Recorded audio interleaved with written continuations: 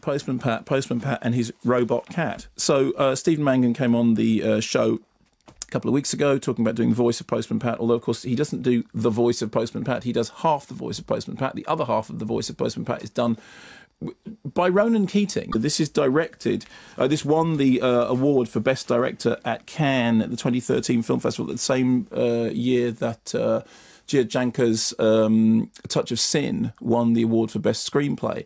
We talked about that film last week, which was kind of your state of the nation portrait of modern China as a place of many problems.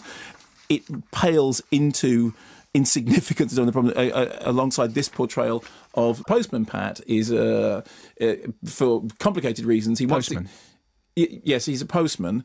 Postman Pat is, for complicated reasons, attempting to win a holiday in Italy for himself and his wife, his baby, his father, and his young sister. His young sister is sneaking out from school to have a relationship with a cadet who is more boy than man. And the cadet ends up stashing some drugs in their house, and the next thing you know, he suddenly becomes a TV star when he sings, because unbelievably when he opens his voice, he sings with the voice of Ronan Keating. Most bizarrely. It is a film which portrays a very, very bleak picture of modern Mexican society. When it played in Cannes, it became something of a cause célèbre because there are scenes of torture and violence in it that are really extremely confrontational. Here's a clip. The Patbot 3000. This mechanical marvel will be taking over your postal duties. Temporarily, of course.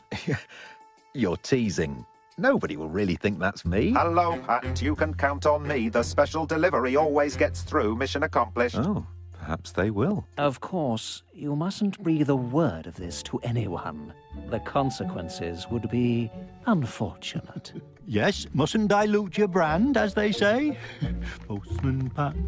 Excuse me, sir, but doesn't this all seem a bit dishonest? Pat, think of your friends at the sorting office. Think of Bill. Ben. Whatever. We want to do everything we can to make sure that office stays open, don't we? Well, I suppose it would be all right for a little while. Wonderful. Wonderful, lads. That's the team spirit.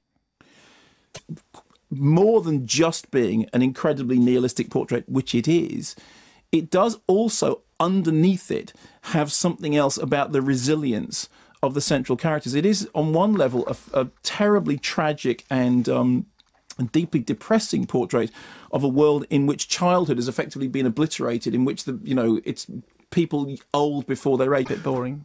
Well, you think that, but a lot of people don't. One of them being me.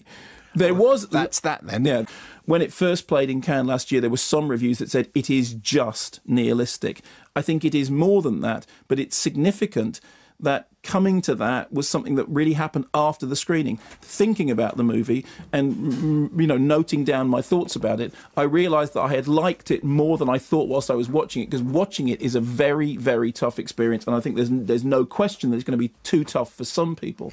But as a sort of portrait of, almost like a modern-day hell on earth, it's very well constructed, and it does have, I think, underneath it all, a heart, in as much as there is a resilience of the characters at the sharp end of all this chaos, at the sharp end of all this. I mean, it's a world in which when people turn up at the door, knock, ring, brrr, let us through your door, human touch is going to be taken away by an army of patbots.